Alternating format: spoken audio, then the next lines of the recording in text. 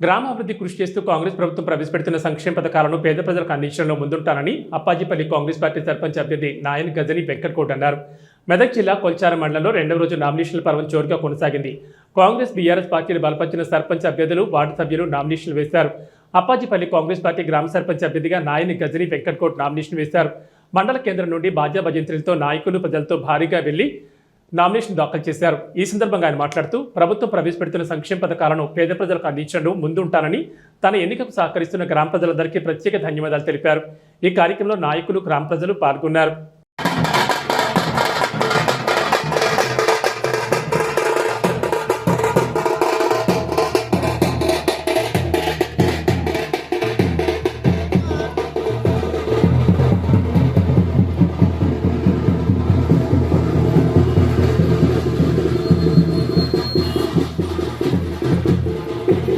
అప్పాజిపల్లి గ్రామ సర్పంచ్ అభ్యర్థికి నామినేషన్ వేయడం జరుగుతుంది.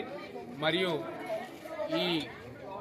నాకు మద్దతుగా ఈరోజు గ్రామ ప్రజలందరూ కూడా సంక్షేమ పథకాలు కావచ్చు, ప్రజా పరిపాలనలో భాగంగా రేవంత్ రెడ్డి గారి నాయకత్వాన్ని బాగుందని చెప్పేసి నాకు మద్దతుగా ఈరోజు ఈ గ్రామ ప్రజలందరూ రావడం జరిగింది. కాబట్టి మరియు అప్పాజిపల్లి గ్రామ ప్రజలందరికీ కూడా ధన్యవాదాలు తెలుపుకుంటూ, మొట్టమొదటిగా అప్పాజిపల్లి గ్రామంలో కాంగ్రెస్ జెండా ఎగరవేయడానికి మేము ప్రజలు కూడా అందరూ ముందుకొచ్చి సహకరించినందుకు అందరికీ ధన్యవాదాలు తెలుపుకుంటూ ఈరోజు నామినేషన్ దాఖలు చేయడం జరుగుతుంది. కాబట్టి ప్రతి ఒక్కరికి కూడా ధన్యవాదాలు తెలుపుకుంటున్నాం.